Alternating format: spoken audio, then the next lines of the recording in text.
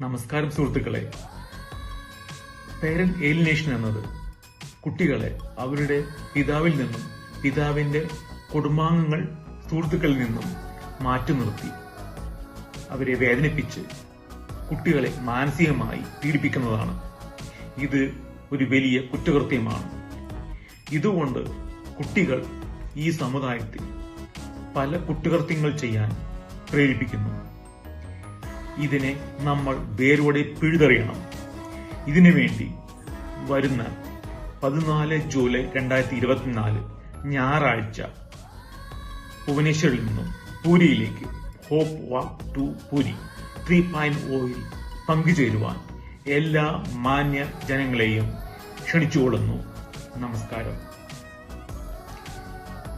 കുട്ടികളെ പാരന്റ് ഏലിനേഷനിൽ നിന്ന് രക്ഷിച്ച് അവരെ സമുദായത്തിൽ ഒരു നല്ല മാന്യമായ മാതൃകയായ ഒരു ജീവിതം നയിക്കാൻ സഹായിക്കൂ. നമസ്കാരം.